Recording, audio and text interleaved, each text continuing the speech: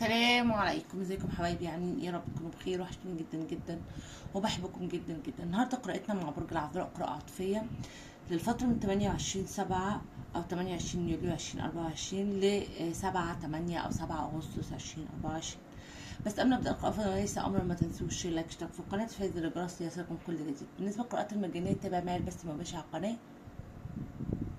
فيديو القراءات المجانية اليوم الجمعة، العروض الأولى اللي بتنزل يوميا على القناة. أما القراءات الخاصة بس بلينك الفيسبوك ورقم الواتساب صندوق الوصف، تقدر تتواصل معايا لحجز قراءتك الخاصة. برج العذراء، هذه قراءة عامة قد تنطبق أو لا تنطبق. القراءات العاطفية ربما تكون معكوسة. شوف طاقتك فين معايا أثناء القراءة وروح لها. يلا بينا نبدأ على طول.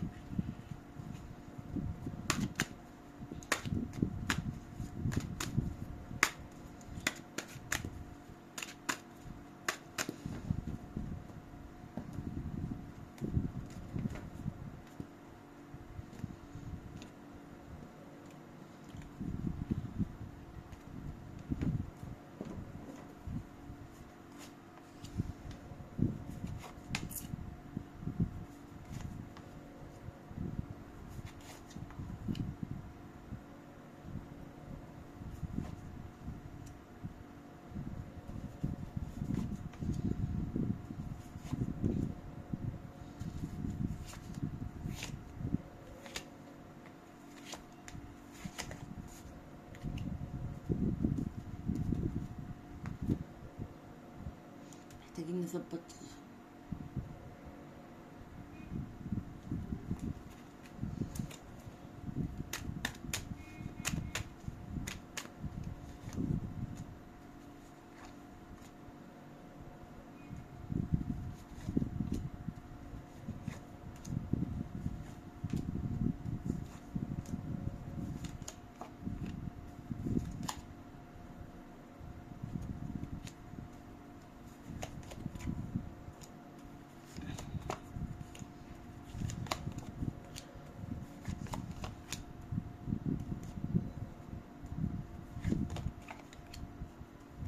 يلا يا عذراء، طاقة العلاقة أول حاجة معايا ماجيجن، معايا فايف بنتكل، معايا ذا مون. ده واضح قوي ان في طاقة من الماضي مسيطرة على العلاقة بطاقة سلبية، او مثلا مؤثرة على العلاقة بتاعتك انت وشريكك تأثير قوي جدا وبشكل مفاجئ.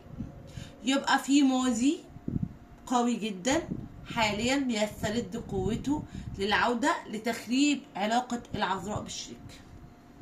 ماشي معايا كده؟ عندي اول حاجة الماضي ده ايه؟ قوي، او البداية الجديدة دي او الحاجة اللي راجعة دي ايه؟ قوية جدا، قوية جدا جدا جدا. وربما نايت اوف كابس، العلاقة ديت يا برج العذراء كان في بينها وبين شريكك في يوم من الايام حياة كاملة، او علاقة كبيرة، او يعني ذكريات كبيرة، حاجة كبيرة جدا، عيش وملح مثلا. فهنا يا عذراء الطاقة دي او العلاقة دي اللي راجعة لحياتكم هي علاقة كانت مع الشريك وراحت ورجعت فجأة علشان تسترد بقوة. خلاص، شايفة ان العلاقة ديت ايج اوف وانز كانت مهزوزة كتير جدا.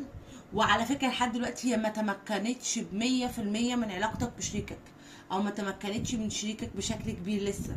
لسه هي ما تمكنتش قوي، ولكن العلاقة دي او الشخص ده بيحاول بكل قوته ان هو يدمر علاقتكم ببعض علشان ياخدوا ليه. خلاص، صراحة كده في مشكلة، كده في مشكلة، في شخص بيحاول تخريب العلاقة بينك وبين الشخص ده عشان يحتل مكانك يا عذراء عند الشريك. طب طاقة شريكك ايه؟ اول حاجة الشخص دوت بيفكر كتير جدا في الكينج اوف سورد، فايف وانز، في صراع تعبان جدا، يبقى تعبان في صراع شديد، مش عارف يعمل ايه، مش عارف ازاي يتصرف. ازاي الكينج اوف سورد بيفكر كتير جدا، مش لاقي حل للوضع اللي هو فيه حاليا. الشخص دوت بيتعامل معاك بعقله برج العذراء، وشايف ان العلاقه اللي بينك وبينه اصبحت مرهقه قوي وفيها تضارب كتير في حياته، وان انت دلوقتي بقيت بتاثر على حياته بالسلب. يبقى هو دوت الطريقه او طريقه الضغط اللي بتضغط بيه بيضغط بيه الطرف التاني سواء رجل او امراه طبعا على الشريك، ان هو بيحسسه ان انت من غيري انت تعبان، وان انت مع الطرف الاخر انت تعبان، فانت لازم تبقى معايا عشان تبقى كويس. ده ايهام بقى، سواء بالكلام سواء بالفعل سواء بالطاقات السلبيه، الله اعلم ايه الطاقه المستخدمه.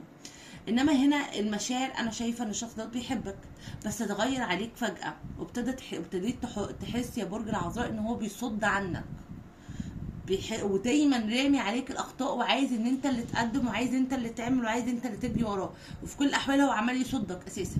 انت عمال بترمي وهو عمال يصد، انت عمال تجري وهو عمال يبعد، انت عمال تزق المسافات وهو عمال يبعد المسافات، وهكذا العلاقه ماشيه دلوقتي بالزق. بيشوفك كتير في صورة ان انت ممكن اتكلمت عنه بشكل وحش، او ان انت شخص مدمر في حياته، شخص مؤذي، شخص عايز حياته تنهار، يعني بيشوفك بشكل سلبي، او بيشوف ان انت كل تفكيرك في تدميره، ان انت مش شخص كويس ومش بتحب له الخير. خلاص مش بقولك، هو بيحسسه ان اللي قدامك دوت مش كويس، يحسسك ده هيدمرك، هيأذيك، ابعد، تعالى لي انا كويس، انا اللي هساعدك، انا اللي هقف جنبك، انا اللي هعمل لك، انا اللي وهكذا.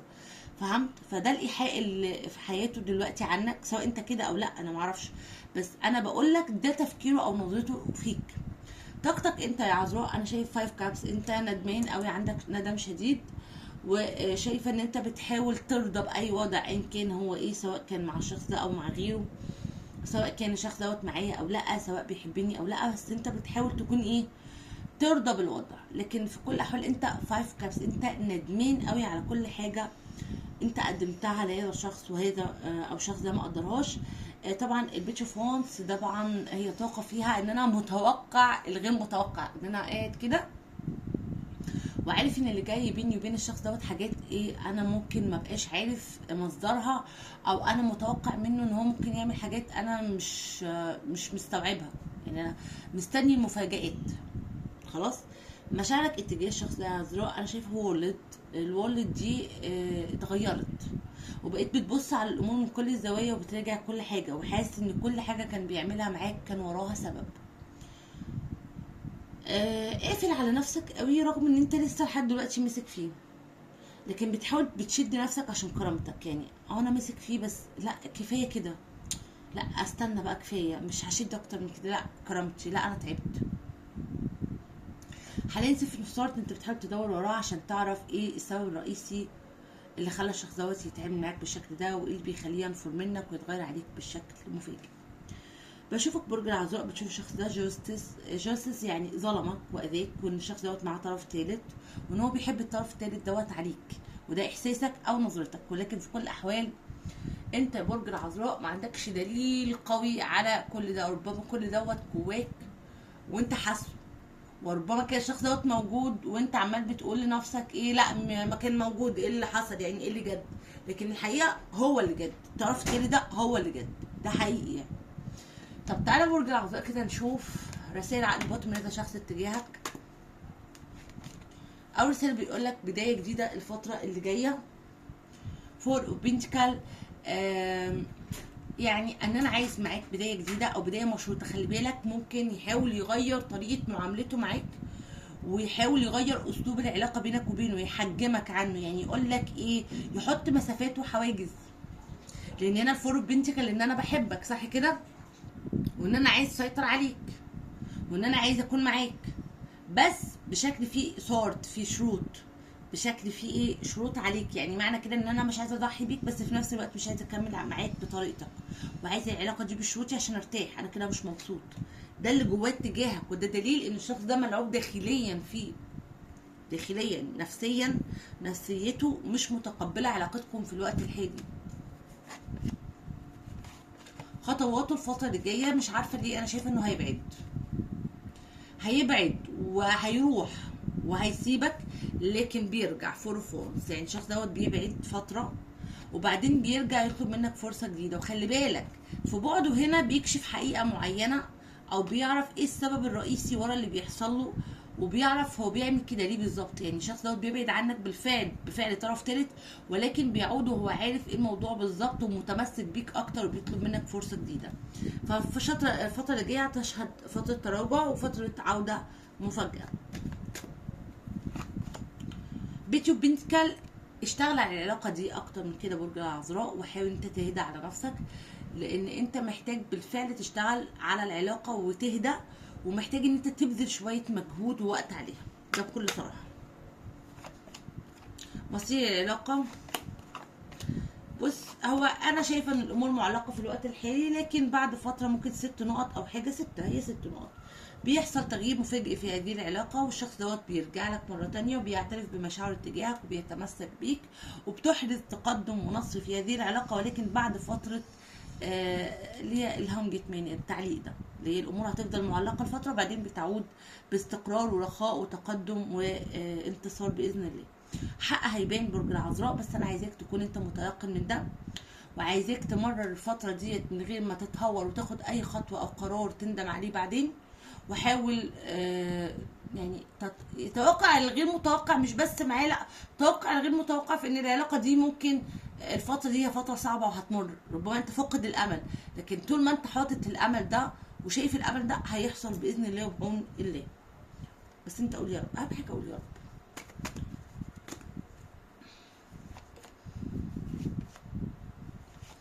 اول رساله بيقول لك مشاعرك حقيقيه قوي، حاول تسمعها. تاني حاجة، شخص ربما يكون توأم روح أو شعر ولكن مختلف عنك في حاجات كتير قوي، حاول تتعامل معاه بشكل مختلف أو بخبرة أكبر. هذا هو الحب الحقيقي، ما تضيعهوش من إيدك يا عظيم.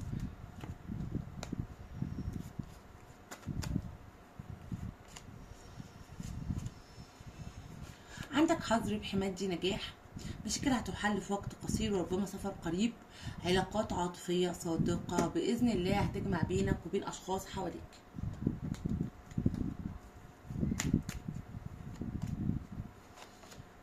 عندما ترى سيارة أحلامك أو زوجين سعيدين أو الجسد المثالي أو الأطفال أو الصفات العظيمة في حبيبك أو أيا كان ما تريده، فهذا يعني أنك على نفس تردد مثل هذه الأشياء. كن متحمسا لأن حماسك يختار لك ما تريد. أنت تجتذب شيئا وشخصا رائعا في حياتك خلال 48 ساعة القادمة.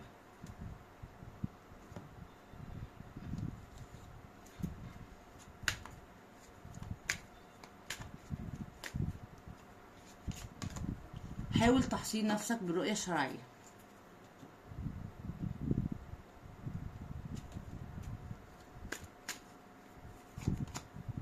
قدراتك الربانية تزعجك من الأشخاص دول، عارفين إن أنت تمتلك قدرات ربانية كبيرة جدا، فزعلانين. ممكن الطرف التالت، ممكن أشخاص حواليك زعلانين انت تمتلك قدرات حلوة او عندك احاسيس قوية او عندك قوة بصيرة، فده بيضايق اشخاص حواليك كتير جدا، خلي بالك.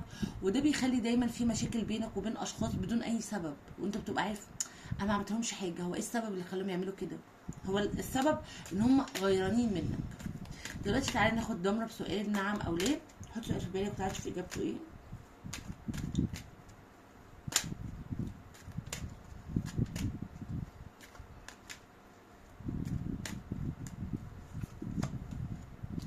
الإجابة نعم، برج العذراء. الطاقات الأبراج اللي ظهرت معايا النهاردة النارية، ترابية، وإيه مائية. كل الأبراج نزلت. الأبراج الكبيرة اللي كانت موجودة معايا النهاردة الدلو والحوت والعذراء والسرطان والعقرب، والعذراء تاني والثور والجدي والميزان والدلو والجوزاء والأسد والحمل والقوس والعقرب والحوت. كده تكون خلصت قراءتنا مع بعض. شكرا ليكم، اشوفكم على خير. توحشوني جدا جدا، مستنيكم في قراءات تانية كتير. ارجو لو عجبتكم القراءة ما تنسوش الاشتراك في القناة، تفعيل زر الجرس ليصلك كل جديد. باي باي.